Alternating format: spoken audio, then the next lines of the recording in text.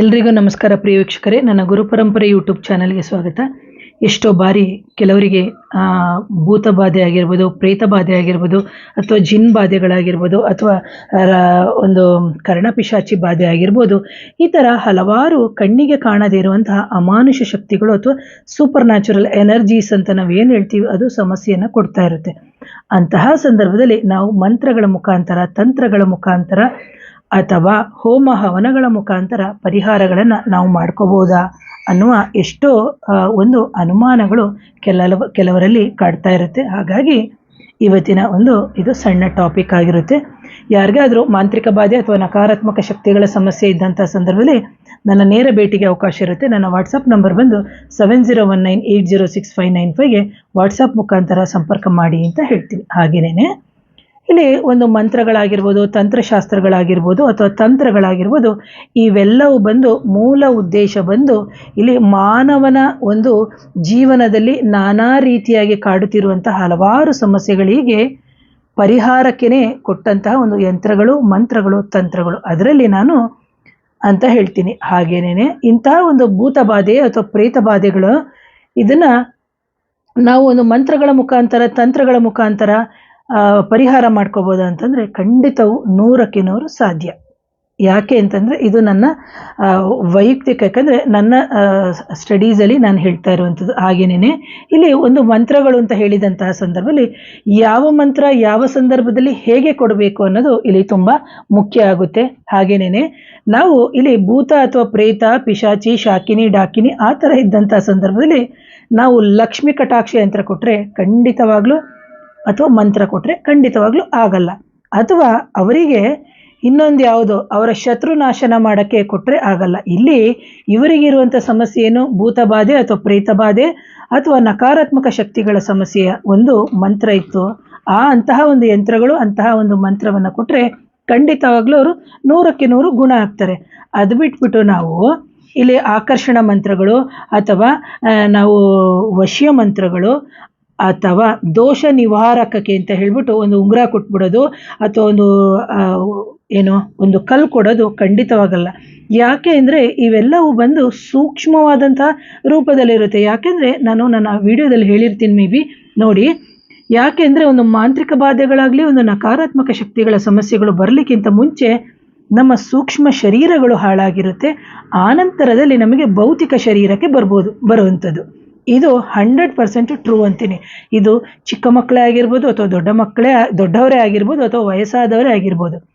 So ಇದರಲ್ಲಿ ಬಂದು ನಾವು ಯಾವುದೇ ಬೀಜಾಕ್ಷರಗಳಿಂದನೂ ಅಥವಾ ಯಾವುದೋ ಮಂತ್ರಸಿದ್ಧಿಯಿಂದನ ನಾವು ಮಾಡ್ಕೋಬೋದಾ ಅಂತ ಹೇಳಿದಾಗ, ಯಾವಾಗ ನಮಗೆ ಆರಂಭಿಕ ಹಂತದಲ್ಲೇ ಇದ್ದಂತಹ ಸಂದರ್ಭದಲ್ಲಿ ಖಂಡಿತವಾಗ್ಲೂ ಇಂಥ ಭೂತ, ಪ್ರೇತ, ಪಿಶಾಚಿ, ಶಾಕಿನಿ, ಢಾಕಿನಿ ಇವೆಲ್ಲವನ್ನು ನಾವು ಪರಿಹಾರ ಮಾಡ್ಕೊಳ್ಳೋಕ್ಕೆ ಖಂಡಿತವಾಗ್ಲೂ 100ಕ್ಕೆ 100% ಸಾಧ್ಯ. ಮೇಡಮ್ ಹಾಗಾದರೆ ಅದಾದಮೇಲೆ ಆಗಲ್ವಾ? ಅದಕ್ಕೂ ಆಗುತ್ತೆ. ಆದರೆ ಇಲ್ಲಿ ಏನಾಗುತ್ತೆ ಅಂತಂದರೆ, ಆರಂಭಿಕ ಹಂತದಲ್ಲಿ ನಾವು ಒಂದು ಮಂತ್ರಗಳಾಗಿರ್ಬೋದು, ಒಂದು ತಂತ್ರಗಳಾಗಿರ್ಬೋದು, ಅದು ಕೊಟ್ಟಾಗ ಆದಷ್ಟು ಬೇಗ ನಿಮಗೆ ಕೆಲಸವನ್ನು ಮಾಡುತ್ತೆ. ಇದು ಅಪರಿಮಿತವಾಗಿ ಹೋದಾಗ ನಾವು ಅಷ್ಟೇ ನಿಮ್ಮ ಹಿಂದೆ ಏನು ಹೇಳ್ಬೋದು ಅಂತಂದರೆ, ಅಪರಿಮಿತವಾಗಿ ಹೋದಾಗ ಅದಕ್ಕೆ ಅದರದ್ದೇ ಆದಂತಹ ಒಂದು ಕಾಲ ಇರ್ತದೆ.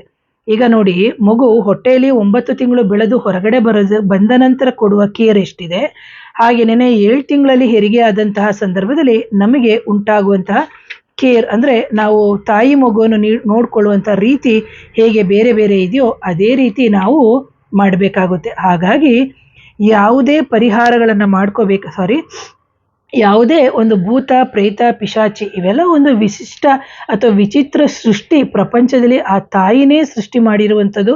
ಹಾಗಾಗಿ ನಮಗೇನಾದರೂ ಒಂದು ನೆಗೆಟಿವ್ ಎನರ್ಜಿ, ಮಾಂತ್ರಿಕ ಬಾಧೆಗಳು ಆಗಬೇಕು ಅಂತಂದರೆ ಅದಕ್ಕೆ ಏನು ಕಾರಣ ಅಂತ ನಾನು ಹಲವು ವಿಡಿಯೋದಲ್ಲಿ ಹೇಳಿದ್ದೀನಿ. ಹಾಗೇನೇ ನೀವು ಸಾಮಾನ್ಯವಾಗಿ ನೋಡ್ಬೋದು, ಎಲ್ಲ ಕಡೆ ನಾವು ಇವತ್ತೆಷ್ಟೇ ಮುಂದುವರೆದ್ರೂ ಯಾವುದೇ ಜಾತಿ, ಮತ, ಪಂಥ ಭೇದವಿಲ್ಲದೆ ನಾವು ಭೂತ, ಪ್ರೇತ, ಪಿಶಾಚಿಗಳ ಒಂದು ಕಾಡಾಟ ಕೆಲವರಲ್ಲಿ 100ಕ್ಕೆ 80 ಜನ ಪಡ್ತಾನೂ ಇದ್ದಾರೆ. ಆದರೆ ನಂಬಲ್ಲ. ಆದರೆ ಸಮಸ್ಯೆಗಳು ಅವರಿಗೆ ಕಾಡ್ತಾ ಇರುತ್ತೆ. ಅದನ್ನು ಹೊರಗಡೆ ಹೇಳ್ಕೊಂಡ್ರೆ ಎಲ್ಲಿ ಏನು ಅನ್ಕೋತಾರೋ ಅನ್ನೋದೊಂದು ಇರ್ತದೆ. ಒಂಥರ ಅವಮಾನ ಇರುತ್ತೆ, ಒಂದು ಕಡೆ ನೋವು ಇರ್ತದೆ. ಅದರ ಜೊತೆಗೆ ಇಷ್ಟೆಲ್ಲ ಖರ್ಚು ಮಾಡಿದ್ರೂ ನಮಗೆ ಪರಿಹಾರ ಆಗಲ್ವಲ್ಲ ಅಂತಲೂ ಭಯ ಇರುತ್ತೆ. ಆದರೆ ಆರಂಭಿಕ ಹಂತದಲ್ಲೇ ಬೇರೆ ಪರಿಹಾರಗಳು, ಆನಂತರದಲ್ಲೇ ಬೇರೆ ಪರಿಹಾರಗಳು ಅಂತ ಹೇಳ್ತೀನಿ. ಹಾಗಾಗಿ ಇಂಥ ಭೂತ ಪ್ರೇತೆ ಪಿಶಾಚಿಗಳಿಗೆ ಅದಕ್ಕೆ ಅದರದೇ ಆದ ವಯಸ್ಸಿರುತ್ತೆ, ಲಿಂಗ ಇರುತ್ತೆ, ಅಂದರೆ ಅದು ಮೇಲ ಫೀಮೇಲ ಆ ಥರ ಎಲ್ಲ ಇರುತ್ತೆ. ನೋಡಿ, ಎಷ್ಟೋ ಜನ ಬರೀ ನಾವು ಹಿಂದೂಸ್ ಮಾತ್ರ ಅಲ್ಲ, ನಾವು ನೋಡ್ಬೋದು ಕ್ರಿಶ್ಚಿಯನರಲ್ಲೂ ಅಷ್ಟೇನೆ, ಅವರಲ್ಲೂ ಈ ಸಮಸ್ಯೆ ಇದೆ. ನೀವು ಬೈಬಲಲ್ಲಿ ಬೇಕಾದರೆ ತೆಗೆದು ನೋಡ್ಬೋದು. ಏನು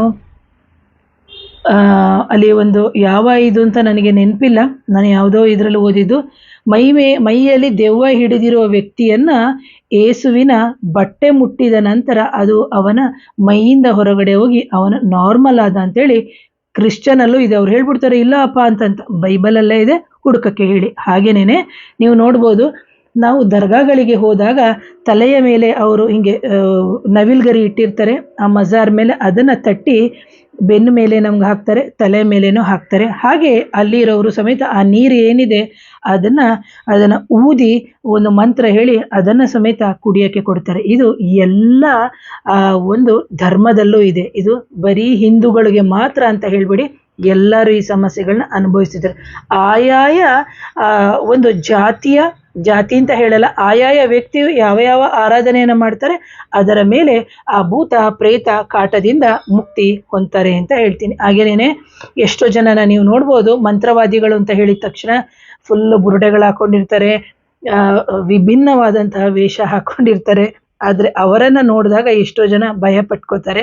ಅವರನ್ನು ನೋಡಿನೇ ನನಗೆ ಸುಮಾರು ಜನ ಕೆಲವರು ಕೇಳುವಂಥ ಪ್ರಶ್ನೆ ಇದೇನೇನೆ, ಮೇಡಮ್ ನೀವು ಯಾವುದೇ ರೀತಿಯ ಏನು ಒಂದು ಆ ಥರ ವೇಷ ಹಾಕದೇನೆ ಈ ಥರ ಎಲ್ಲ ವಿಷಯ ಹೇಳ್ತೀರಿ, ಜೊತೆಗೆ ಆ ಥರ ಏನೂ ಇಲ್ಲದೇನೆ ಪರಿಹಾರ ಮಾಡ್ತಾ ಇದ್ದೀರಿ, ತುಂಬ ಖುಷಿಯಾಗುತ್ತೆ ಅಂತ ನಂಗೆ ಹೇಳ್ತಾರೆ. ಇದನ್ನು ನಾನು ತುಂಬ ಹೆಮ್ಮೆಯಿಂದ, ನಾನು ಖುಷಿಯಿಂದನೇ ಹೇಳ್ಕೊತೀನಿ ಪ್ರಿಯ ವೀಕ್ಷಕರೇ. ಯಾಕಂದರೆ ಕೆಲವೊಬ್ಬರ ಸಾಧನೆ ಒಂದೊಂದು ರೀತಿಯಲ್ಲಿ ಇರುತ್ತೆ. ಒಂದು ಭೈರವಿ, ಒಂದು ಭೈರವ, ಒಂದು ರಾಕ್ಷಸ, ಈ ಥರ ಕೆಲವು ಕಾಳಿಕಾದೇವಿ, ನಾಗದೇವರು, ರುದ್ರದೇವರು ಅಥವಾ ಭೈರವ ದೇವರು, ಈ ಥರ ಹಲವಾರು ರೂಪದಲ್ಲಿ ಇರುತ್ತೆ. ಹಾಗಾಗಿ ಕೆಲವರಿಗೆ ಅವರ ಸಮಸ್ಯೆಗಳಿಗಿಂತನೂ ನಮ್ಮನ್ನು ನೋಡಿದ ತಕ್ಷಣವೇ ಕೆಲವರಿಗೆ ಏನು ಹೇಳ್ಬೋದು, ಒಂಥರ ಭಯ ಬಂದ್ಬಿಡುತ್ತೆ. ಆದರೆ ನನ್ನ ಹತ್ರ ಬಂದವರು ತುಂಬ ಫ್ರೆಂಡ್ಲಿಯಾಗಿ ಹೇಳ್ತಾರೆ, ಮೇಡಮ್ ನಿಮ್ಮನ್ನ ನೋಡ್ಲಿಕ್ಕೇ ಒಂಥರ ಖುಷಿಯಾಗುತ್ತೆ, ನಾರ್ಮಲ್ ಆಗಿರ್ತೀರಿ, ಯೂಟ್ಯೂಬಲ್ಲಿ ಯಾವ ಥರ ಪ್ರೋಗ್ರಾಮ್ ಕೊಡ್ತೀರಿ ಈಗಲೂ ಅದೇ ಥರನೇ ಕಾಣ್ತೀರಿ ಅಂತೀರಿ. ಸೊ ಯಾರ್ಯಾರು ನನ್ನ ಈ ಥರ ಇದು ಮಾಡ್ತೀರಿ, ವೈಯಕ್ತಿಕವಾಗಿಯೂ ನಾನು ಕೆಲವರು ಮೆಸೇಜ್ ಮಾಡ್ತಾರೆ. ಸೊ ಬಂದಂಥವ್ರು ಹೇಳ್ತಾರೆ, so once again thank you ಅಂತ ಹೇಳ್ತೀನಿ. ಯಾಕಂದರೆ ಇದನ್ನು ಏನು ಪೂರ್ವಜನ್ಮದ ಪುಣ್ಯದ ಫಲದಿಂದ ಈ ವಿದ್ಯೆ ನನಗೆ ಸಿಕ್ಕಿದೆ, ಆ ಜಗನ್ಮಾತೆಯ ಆಶೀರ್ವಾದದಲ್ಲಿ ಅಂತ ಹೇಳ್ತೀನಿ. ಹಾಗಾಗಿ ಎಷ್ಟೋ ಸಂದರ್ಭದಲ್ಲಿ ನಾವು ವಿಶ್ವಾಸದಿಂದ, ಭಕ್ತಿಯಿಂದ, ಜೊತೆಗೆ ಶ್ರದ್ಧೆಯಿಂದ ಭೂತ ಪ್ರೇತ ಪಿಶಾಚಿಗಳ ಒಂದು ಚೇಷ್ಟೆಯನ್ನು ನಿವಾರಣೆ ಮಾಡ್ಕೋಬೇಕಾಗುತ್ತೆ. ಆ್ಯಂಡ್ ಎಗೇನ್ ಬಂದು ಎಷ್ಟೋ ವಿಜ್ಞಾನಿಗಳು ಸಮೇತ ಇದನ್ನು ಕಂಡುಹಿಡಿತಾ ಇದ್ದಾರೆ, ಎಲ್ಲಿದೆ, ಹೇಗಿದೆ, ಏನು ಅಂತ ಹೇಳ್ಬಿಟ್ಟು. ಆದ್ರೂ ಇವೆಲ್ಲ ಕಣ್ಣಿಗೆ ಕಾಣದಿರುವಂಥದ್ದು. ನಾನು ಹೇಳ್ತೀನಿ, ಜ್ಞಾನ, ವಿಜ್ಞಾನ, ದಿವ್ಯಜ್ಞಾನ, ಸುಜ್ಞಾನ ಅಂತ.